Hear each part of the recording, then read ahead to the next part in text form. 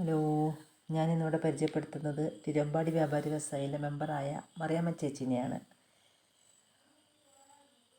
മറിയാമ്മ ചേച്ചി ആംബുലൻസ് ഓടിക്കുന്ന ഒരാളാണ്. പെണ്ണുങ്ങളൊക്കെ ഓടിക്കൽ കുറവാണല്ലോ. പിന്നെ സാമൂഹ്യ പ്രവർത്തകയാണ്, പാലിയേറ്റീവ് പരിചരണത്തിന് പോകുന്ന ആളാണ്. അങ്ങനെ ഒരുപാട് നല്ലൊരു വ്യക്തിത്വത്തിൻ്റെ ഉടമയാണ്. പിന്നെ കഴിഞ്ഞ ദിവസത്തെ നമ്മളെ ചൂരൽമലയിലെ ആ ഉരുൾപൊട്ടലിൽ അവിടുത്തെ കുറച്ച് രക്ഷാപ്രവർത്തനത്തിന് ആംബുലൻസൊക്കെ ആയിട്ട് പോയ ഒരാളാണ്. അപ്പം അവിടുത്തെ കുറച്ച് സങ്കടങ്ങളൊക്കെയാണ് നമ്മളോട് പറയാൻ പോകുന്നത്. ഞങ്ങൾ ഇവിടുന്ന് ചൂരൽമല ഉരുൾ പൊട്ടിയതിൻ്റെ പിറ്റേ ദിവസം നമ്മൾ അവിടെ എത്തി. ഇവിടെ ലിസ പെയിൻ ആൻഡ് പാലിയേറ്റീവിൻ്റെ കീഴിലുള്ള പാലിയേറ്റീവ് യൂണിറ്റിലെ ഞാനടക്കം 3 അംഗങ്ങളും ആംബുലൻസുമായിട്ടാണ് നമ്മൾ പോയത്. അവിടുത്തെ ഒരു അവസ്ഥ എന്ന് പറഞ്ഞാൽ ആശുപത്രിയിലെയും പിന്നെ ദുരിതം നടന്ന പ്രളയം നടന്ന ഉരുൾപൊട്ടൽ നടന്ന പ്രദേശത്തെയും അനുഭവം എന്ന് പറഞ്ഞാൽ വളരെയധികം വേദനിപ്പിക്കുന്നതാണ്. ഒന്ന്, മരിച്ച ബോഡികൾക്ക് വേണ്ടിയിട്ടുള്ള തെരച്ചിൽ, ഇനിയും ജീവനോടെ ആൾക്കാരുണ്ടോ എന്നുള്ള തെരച്ചിൽ, മണ്ണിനടിയിൽ എത്ര പേര് ജീവനോടെ ഉണ്ടെന്നുള്ള തെരച്ചിൽ. അതുമല്ല, രണ്ടാമത്തെ ദിവസമാണ് മുണ്ടക്കൈ കുന്നം പ്രദേശത്തുള്ള ആളുകളെ സുരക്ഷിതമായി തിരിച്ചിങ്ങോട്ട് എത്തിച്ചത്. പിറ്റേ ദിവസം 2-ാം ദിവസം ഉച്ചയോടുകൂടി. അപ്പോൾ അങ്ങനെ നമ്മൾ എങ്ങോട്ട് തിരിഞ്ഞാലും വേദനിപ്പിക്കുന്ന കാര്യങ്ങളാണുള്ളത്. ഇപ്പോൾ ആശുപത്രി ചെല്ലുകയാണെങ്കിൽ ഓരോ ബോഡി കൊണ്ട് ചെല്ലുമ്പോഴും ആളുകൾ ആർത്തലയ്ക്കുന്നു, അവരുടെ പ്രിയപ്പെട്ടവരാണോ എന്നുള്ള ഒരു വിഷമം. ഇപ്പം നമുക്ക് കിട്ടുന്നത് ബോഡി എന്ന് പറഞ്ഞാൽ ഒരുപക്ഷെ പിന്നെ ശരീരഭാഗങ്ങളായിരിക്കും കിട്ടുന്നത്. ഓരോ ശരീരഭാഗത്തെയും ഓരോ ബോഡിയായിട്ട്, ഓരോ വ്യക്തിയായിട്ടാണ് കണക്കാക്കുന്നത്.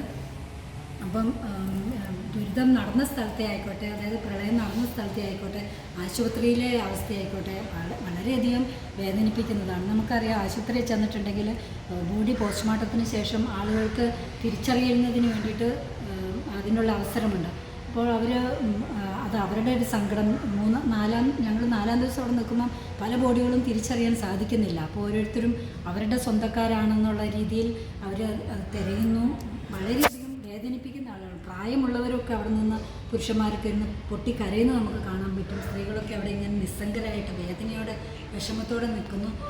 പിന്നെ ദുരിതം നടന്ന സ്ഥലത്താണെങ്കിൽ അവരുടെ ബന്ധുക്കളും ചുറ്റുവട്ടത്തുള്ളവരൊക്കെ തിരയാൻ കൂടെ അവിടെയുണ്ട്. അപ്പോൾ നമ്മൾ എങ്ങോട്ട് നോക്കിയാലും വേദനിപ്പിക്കുന്ന കാര്യങ്ങൾ. ഇപ്പം മുന്നോട്ട് നോക്കുകയാണെങ്കിലും JCB എടുത്ത് അഴുകിയ ബോഡി പുറത്തെടുക്കുന്നു, വലിയ ബോഡിക്ക് വേണ്ടിയിട്ടുള്ള തെരച്ചിൽ നടത്തുന്നു.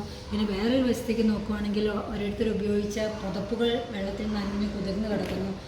വേറൊരു സ്ഥലത്ത് നോക്കിയാൽ കുട്ടിയുടെ സ്കൂൾ ബാഗുകൾ ചെതറിക്കിടക്കുന്നു.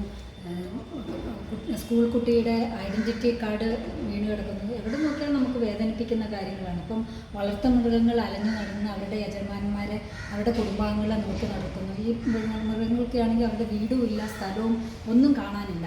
അപ്പോൾ അങ്ങനെയൊക്കെയുള്ളൊരു വിഷമിപ്പിക്കുന്ന ഒരു സാഹചര്യമാണുള്ളത്. പിന്നെ ആശുപത്രിയിലാണെങ്കിലും നമുക്ക് ഓരോ സ്ഥലത്തുനിന്നും കിട്ടിയ ബോഡികളുടെ എണ്ണം എഴുതിയിട്ടുണ്ട്. സ്ത്രീകൾ ഇത്ര, പുരുഷന്മാർ ഇത്ര, കുട്ടികൾ ഇത്ര എന്ന് എഴുതിയിട്ടുണ്ട്. ഏറ്റവും അവസാനം എഴുതിയിരിക്കുന്നത് ശരീരഭാഗങ്ങൾ ലഭിച്ചത്, ഓരോ പ്രദേശത്തു നിന്ന് കിട്ടിയ ശരീരഭാഗങ്ങൾ കിട്ടിയതിൻ്റെ എണ്ണം കൊടുത്തിട്ടുണ്ട്. അപ്പോൾ അതിൽ എഴുതിയിരിക്കുന്നത് ഇപ്പം 113, 100 എന്നൊക്കെ ആണെങ്കിൽ അതിൻ്റെ അർത്ഥം ഓരോ ശരീരഭാഗവും ഓരോ വ്യക്തിയായിട്ട്, ഒരു ബോഡിയായിട്ടാണ് കണക്കാക്കുന്നത്. നമ്മൾക്ക് ചെയ്യാൻ കഴിയുന്നത് അവരുടെ വിഷമത്തോട് കൂടെ നിൽക്കുക, അവരെ ആശ്വസിപ്പിക്കാനുള്ള അവസരങ്ങൾ കണ്ടെത്തി ആശ്വസിപ്പിക്കുക. ഒപ്പം അവർ മാനസികമായും സാമ്പത്തികമായും എല്ലാ തരത്തിലും സ്വന്തം കാലിൽ നിൽക്കുന്നിടം വരെ നമ്മൾ കൂടെ നിൽക്കുക. അതാണ് ഒരു സമൂഹം എന്ന രീതിയിൽ നമുക്ക് ചെയ്യാൻ സാധിക്കുന്ന കാര്യങ്ങൾ.